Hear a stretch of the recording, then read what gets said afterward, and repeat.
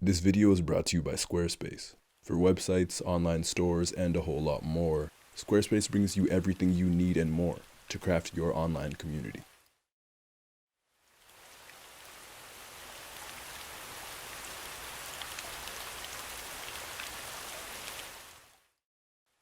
While Shen isn't my favorite villain of the series, that honor goes to the Snow Leopard, I do believe that Lord Shen is the trilogy's greatest villain. For the reason that Tai Lung's story was more related to Shifu's and Kai's to Oogway, but Lord Shen has directly impacted Poe's life and his past. Shen and Poe are true opposites, and the peacock is Poe's true antagonist. This is illustrated by the film's usage of the yin and yang symbol that separates the two. But this isn't the only thing.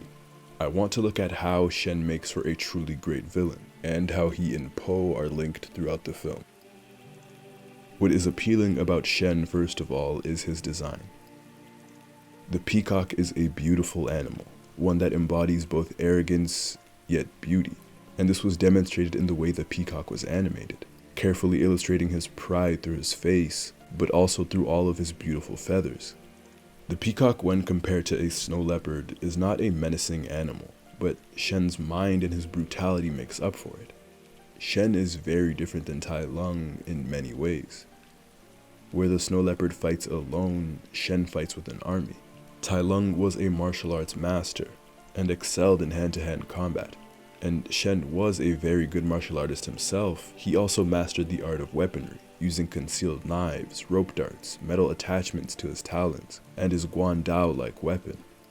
Most of all, Tai Lung is ferocity, power, strength. Shen uses his cunning to deceive and outsmart his opponents. For example, he knew that he couldn't defeat Master Thundering Rhino in combat, so instead he kills him with a cannon at point-blank range. Along with the darker tone this film takes, the peacock follows suit, and that's evident in the way the genocide of the pandas was the very first villainous act shown by Lord Shen. The peacock isn't after a legendary battle or a scroll like Tai Lung is. He's looking to take over China, and will do anything he must to fulfill his goal. Again, the opening of the film illustrates the type of person that Shen is and what motivates him. Because Shen saw a darker use for the fireworks that lit up Gangmen City, his parents hired a soothsayer to predict his future. She would tell them that if he continued down this path, he would be defeated by a warrior of black and white. With this knowledge in hand, Shen killed an entire panda village, ensuring that his destiny would not come true. But instead, this got him banished from the city by his parents, and ended with him swearing his revenge on his mother and father. Shen's story is the living embodiment of Oogway's line that a person often meets his destiny on the path he takes to avoid it. Shen was absolutely terrified of the future. He was terrified of destiny. And when he hears that a panda is on his way to Gangmen City, this shakes him to his core. He knows that destiny approaches. But what made Shen such a good villain and so menacing was, as stated, his connection with Poe. Shen is the one remnant Poe has to the past, and throughout the film, the panda is lost, searching for his true identity, searching for his past. This isn't Poe the dragon warrior. This is Poe the panda, desperately needing to reconnect with his past, and Shen baits him with it. He taunts him.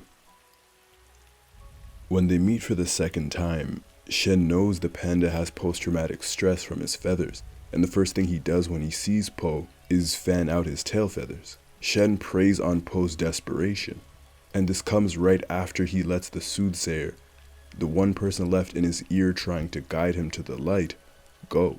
This was Shen unhinged, and he managed to hit Poe where no other villain could. My favorite line of the film is when Shen tells the dragon warrior that his parents didn't love him. It's such a cruel line, viciously delivered by Gary Oldman. The look on Poe's face tells it all. Lord Shen shattered the panda.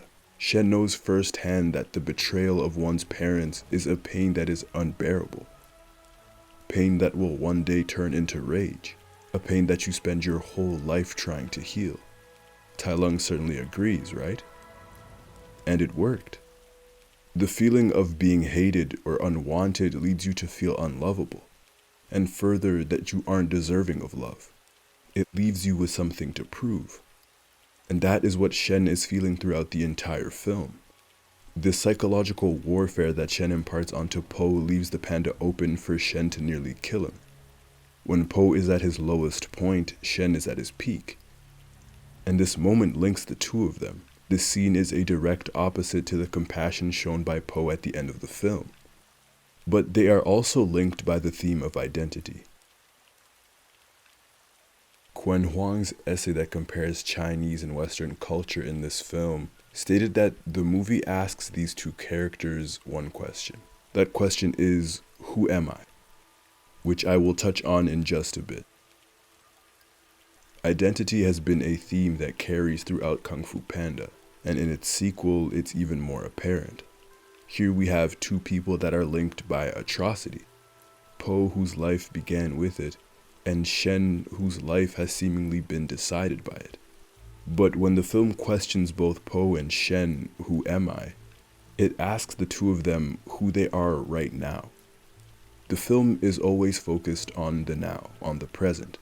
Recall that the soothsayer, another thread that is tied to both characters, said, "The most important time is now." Po is able to realize that the past does not define who he is. As he says, the only thing that matters is who you choose to be right now. So Po is able to answer the question of who am I? But Shen is unable to answer that question because his life has not been lived by Shen himself. His life has been lived by fear and by the past. Further, by living in the past and holding on to his parents' banishment and turning that into vengeance, Shen deprives himself of the answer to the movie's question of who am I? He doesn't have an identity beyond vengeance. Where Shen fails in living in the now, Po succeeds. Which brings us to Shen's death, which to me solidified his place as this series' greatest villain. Po, after just uncovering the truth that Shen is the one who killed his people, never displays any rage towards Shen. Vengeance doesn't fuel him. When it comes time to finish him off, Po just talks to him. Even though Shen taunted him about his parents' death and robbed him of his biological family, Po accepts this and understands that he has a family and a parent, a father who loves him. He is able to look past this and to see a peacock who feels betrayed and is so sad because of it. Then, as Po defends himself, one of Shen's own creation falls onto the peacock, and instead of trying to avoid death, Shen just closes his eyes and accepts his fate. And I interpreted this in two different ways. The first being that destiny played its part, as Shen was defeated by the warrior of black and white. But on the other hand, Shen, who has spent the entire movie trying to avoid his fate, actually succeeds. The prophecy said that it was a warrior of black and white who would defeat him, but he wasn't killed by Po's hand. It was by his own, a warrior who has red, black, and white, who let his own creation fall onto him. And in that, he actively was able to avoid his own destiny, and to take it into his own hands. Shen is a victim to what Oogway calls the illusion of control. He was so afraid of his own destiny that he tried to do everything to control it. But dying by his own hand meant that he was finally able to control something. Shortly before his death, Shen asks Po, "How did you find peace?" He didn't ask for Po's sake, but for his own. The manner in which he says it is kind of heartbreaking, because it illustrates Lord Shen's fatigue. He spent his whole life searching for peace and for happiness, and instead of looking inwards, he looked to the material world to bring him that peace. He thought all of China would bring him joy.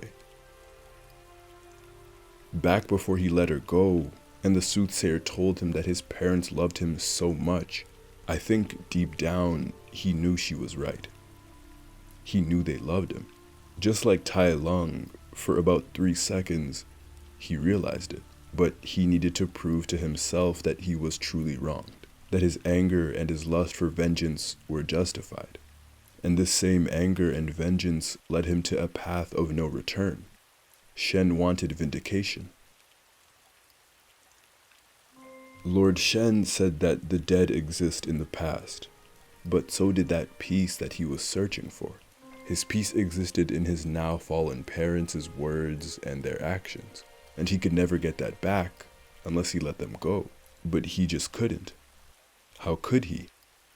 In Shen's mind, they stripped him of his serenity forever. Again, Shen was searching for love, for his parents' adoration. When he wanted to build weapons, they feared him. When he cheated his destiny and wanted them to be proud of him, they banished him. So in his mind, he truly believed that they never loved him, that he was hated all along. So when Po tells Shen to choose who he wants to be right now, he chose death. Lord Shen was restless, because Shen knew he could never be satisfied. He knew he could never be healed and he would never find peace. Or maybe he knew that in death, he would finally find peace. He wouldn't have to fear or run from destiny anymore.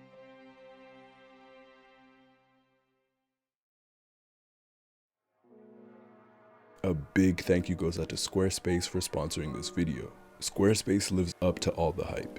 If you don't already know, Squarespace is an online hub for whatever you need to kickstart your online presence. From a website to plan your wedding, a portfolio for artists, or a place to start your own business or store, Squarespace has it all. I personally have been using Squarespace over the past month and have been playing around with all the unique features to finish my website. They offer a bunch of award-winning templates that are professional, sleek, and frankly amazing. That's what I love most about it. In just a few clicks, you can get your site up and going.